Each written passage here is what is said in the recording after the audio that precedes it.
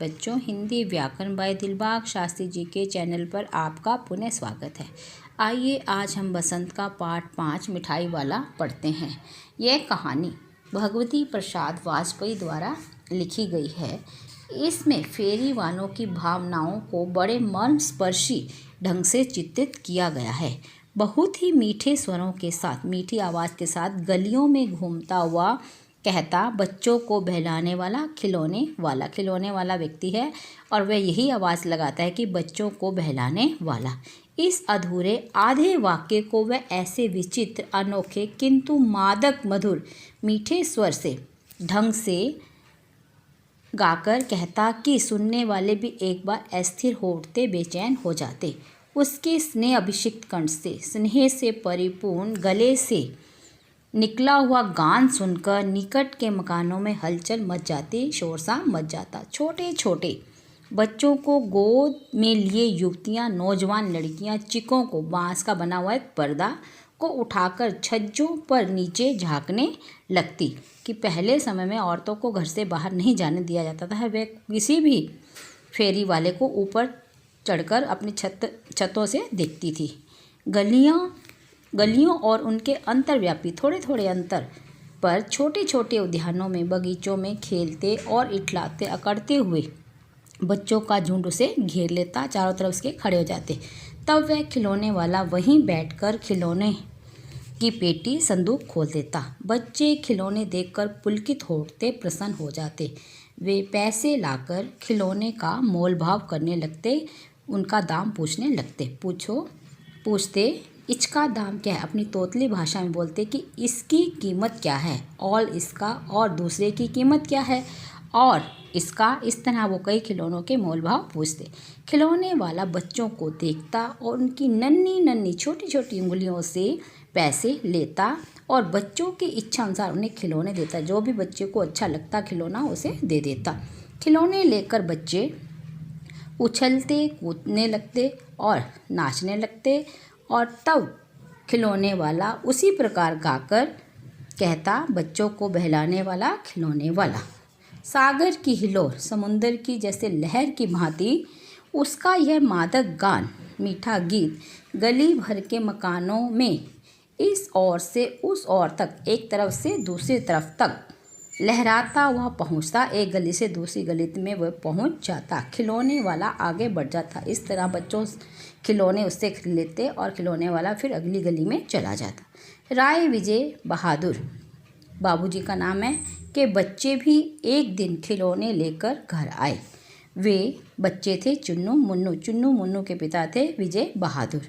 चुन्नू जब खिलौने लेकर आया तो बोला, मेरा घोड़ा कैसा सुंदर रे, कि मेरा घोड़ा कितना सुंदर है। बच्चों की तोतली भाषा, सुंदर मीन्स सुंदर।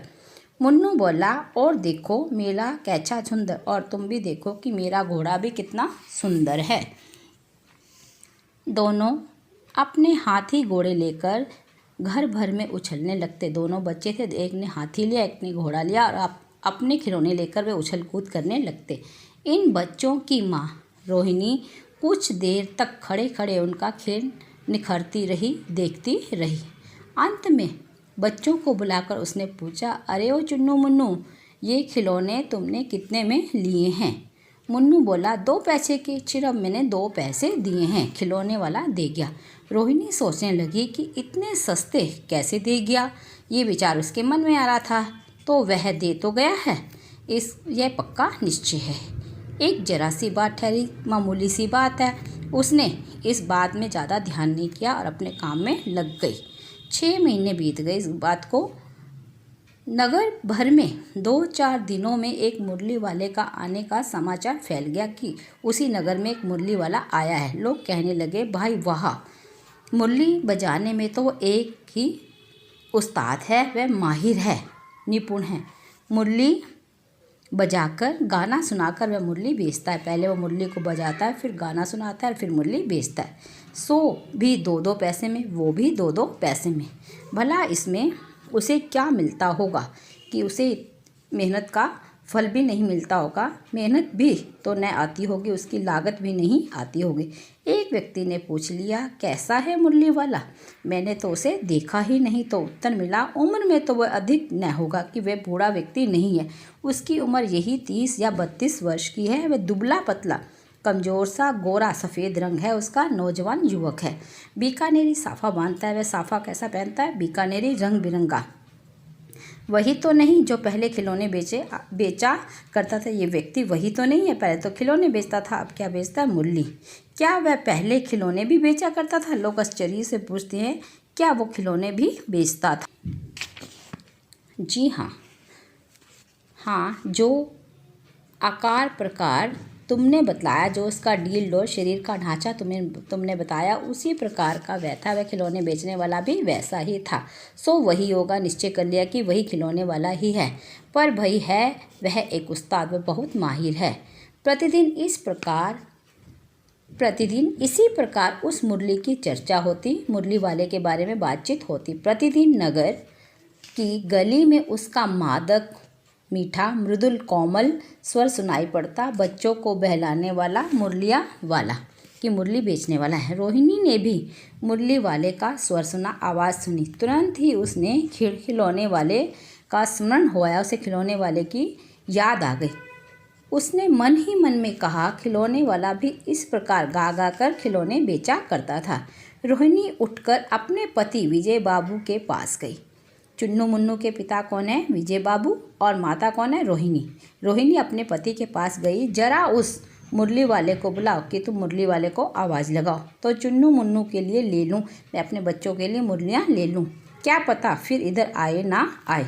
वे भी जान पड़ता है पार्क में खेलने निकल गए हैं। पता है कि मुझे बच्चे भी पार्क में खेलने चले गए हैं। विजय बाबू एक समाचार पत्र पढ़ रहे थे, अखबार को पढ़ रहे थे। उसी तरह उसे लिए हुए वे दरवाजे पर आकर मुरली वाले से बोले, क्यों भाई, किस तरह देते हो मुरली? कि तुम मुरलियों को कैसे बेचते हो, कितने कीमत में देते हो?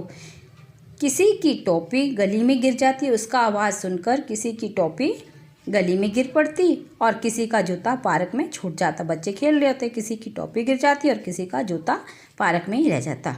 और किसी की सोथनी कहते हैं पजामा, ढीली निक्कर, जो ढीली रहती है निक्कर, वो अटक कर रह जाती। बच्चे एक हाथ से पकड़ते। इस तरह दौड़ते हाँफते बच्चों का झुंड आ पहुंचा। एक स्वर में सब बोल रखे, अम्बी ले दे मुरली, अम्बी ले दे मुरली, कि हम भी मुरली लेंगे, हम भी मुरली लेंगे। मुरली वाला हर्ष गदगद हो उठा कि मुरली वाला बहुत ही प्रसन्न हो गया बच्चों को देखकर। सबको देंगे भैया, मुरली वाला कहता है कि मैं सब बच्चों को दूंगा, लेकिन ज़रा रुको, ठहरो, एक एक को देने दो कि इतने सारे बच्चे हैं, बारी बारी से मैं सबको एक एक दूंगा। अभी इतनी जल्दी हम कहीं लौट थोड़ी जाएंगे कि मैं बहुत देर लगाऊंगा, बैठा रहूंगा, सब बच्चों को मुरली देकर ही जाऊंगा। बेचने तो आए हैं कि मैं बेचने के लिए आया हूँ, और इस समय मेरे पास एक नहीं पूरी 57, कितनी मुरलियाँ उसके पास? 57। हाँ बाबूजी, क्या पूछा था आपने? वो विजय बाबू से पूछता है कि बाबूजी आपने क्या पूछा था? कितने में दी, कि कितने रुपए में दे रहे हो? दी तो वैसे 3-3 पैसे के हिसाब से हैं, कि मैंने 3-3 पैसे के हिसाब से बेचनी है, पर आपको मैं 2-2 पैसे में ही दे दूंगा। विजय बाबू भीतर बाहर दोनों रूप से मुस्कुरा दिए कि विजय बाबू बहुत खुश हो गए कि 2-2 पैसे में मुरलियाँ मिल रही हैं। मन ही मन कहने लगे, देता तो सबको इसी भाव से है, सबको इसी 2 रुपये में देता होगा, और मुझ पर क्या कर रहा है, एहसान कर रहा है कि मैं तुम्हें 2 पैसे में दे रहा हूँ। फिर बोले, तुम लोग को झूठ बोलने की आदत है। विजय बाबू बोले उससे, मुरली वाले से, कि तुम जो हो बेचने वाले झूठ ही बोलते हो, देते होंगे सभी को 2-2 पैसे में, पर एहसान मेरे ऊपर लाद रहे हो कि मैं तुम्हें ही 2 पैसे में दे रहा हूँ। मुरली वाला एकदम अप्रतिभ हो चुका, बेचैन, अधीर उठा, बोला, आपको क्या पता बाबूजी इनकी असली लागत क्या है, असली दाम क्या है? यह तो ग्राहकों का दस्तूर, ग्राहक क्या होता है? सामान खरीदने वाले, दस्तूर है, रिवाज, कि दुकानदार चाहे हानि उठाकर चीज़ क्यों ना बेचे, दुकानदार चाहे जितनी कीमत में उसने चीज़ लिया उससे कम कीमत में बेचे, पर ग्राहक तो यही समझता है कि दुकानदार हमें लूट रहा है। आप भला काहे को विश्वास करेंगे, आप मुझ पर विश्वास क्यों करेंगे? लेकिन सच पूछे बाबूजी, इसका असली दाम 2 ही पैसे है। आप कहीं से 2 पैसे में ये मुरली नहीं पा सकते। मैंने तो पूरी 1000 बनवाई थी, तब मुझे इस भाव में पड़ी। जब हम चीज़ को ज़्यादा बनवाते तो हमें कम रेट पर, कम दाम पर मिलती है। विजय बाबू बोल उठे, अच्छा, मुझे ज़्यादा वक्त नहीं है, मेरे पास ज़्यादा समय नहीं है, जल्दी से 2 मुरली निकाल दो। 2 मुरलियाँ लेकर विजय बाबू फिर मकान के भीतर पहुँच गए, अंदर आ गए। मुरली वाला देर तक बच्चों के झुंड में मुरलियाँ बेचता रहा।